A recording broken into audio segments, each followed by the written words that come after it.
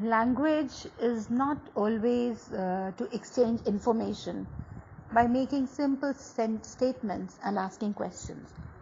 So sometimes we have to make a request, offer, or suggestion, or we have to express the wishes or intentions. So you may want to be polite and to indicate the feeling about what you are saying. So this is possible only by using modals. So modals enable us to do these things with English. So they are a special kind of auxiliary, that is the helping verbs, which are used with the main verb to express the speaker's attitude towards the action.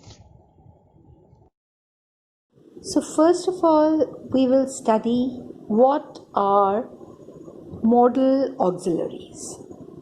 So these are the verbs that can be used with the main verb like can, must, could, would, etc. So these verbs, they are used to express ideas like the possibility, permission, necessity, obligation, etc. So modal verbs, they have one form only.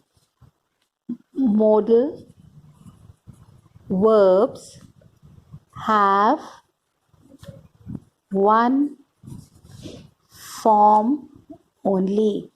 So they do not add s or es to the third person singular form. So they do not add s or es to the third person singular form. Modal verbs, they are followed by the infinite of another verb without do. So these were the verbs in questions are used without doing or do or did in the past. And the negative sentence is formed by using the word not. So let's now have a look at this flowchart. So verbs, they are divided into two. One is the ordinary verb and the other is the auxiliary verb.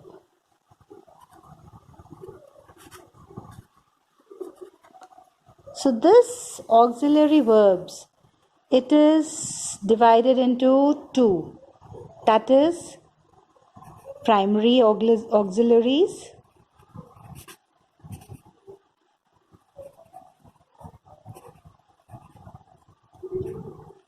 that is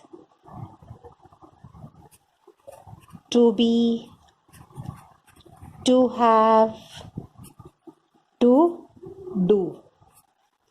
All right, and the modal auxiliaries also. Modal auxiliaries. So first of all, let's understand what is the difference between the primary auxiliaries. So there are two categories of auxiliaries. So one is the primary auxiliary and the second one is the modal auxiliary. So let us understand what the differences are. So the modal auxiliaries, they do not have the ing form, but the primary auxiliaries, they form tenses and the voices. So they form questions and negatives, and this also, the primary auxiliaries also form questions and negatives.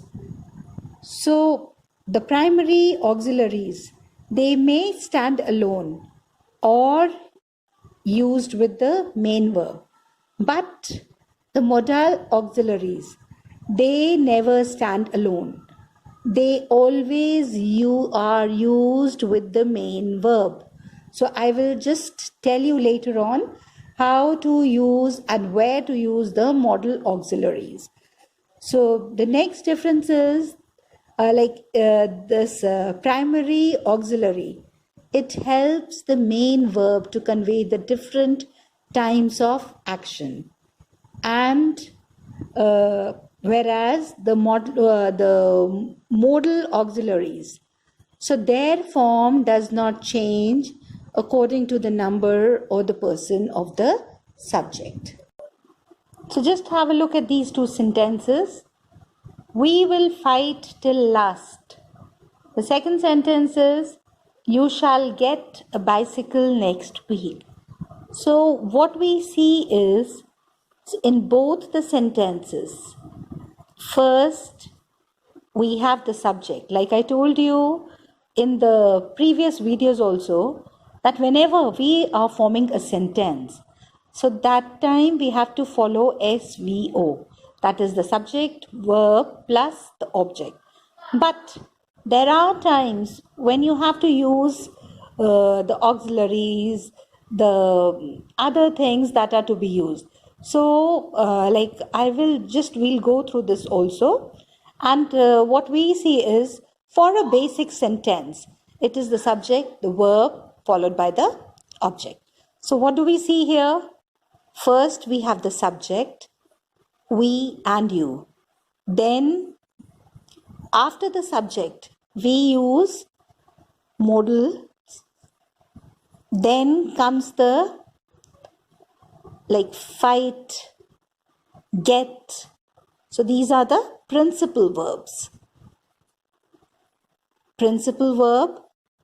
Then comes the remaining sentence.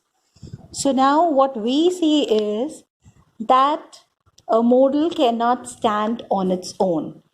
It requires a verb, a principal verb. So it is always placed before the principal verb. So what do we observe? So we observe that in these sentences, the main idea is expressed by the principal verbs. But the words that are here, that is will, shall, so these words, they add something to the idea that is expressed by the principal verb. So this something is the speaker's attitude towards the action. So together with the principal verb that follow, so they express the mode, the manner in which something is done. So these words are called as modals. So they express the mode, the manner. So that is why they are referred to as modals. So in first sentence, what do we see? We will fight till last. So in the first sentence, will is the modal that is used. So what do we see? It expresses determination. So let's have a look at this in the second sentence. You shall get a bicycle next week. So this shall, the use of shall, it is expressing promise. So in other sentences, we will see that the word, the modal verbs, they give advice, they express advice, like they express the ability to do something, to grant permission. And we see that they can be used for the permission, for obligation, for expressing a habit in the past. So now let's in the next video we are going to do the use of the modals.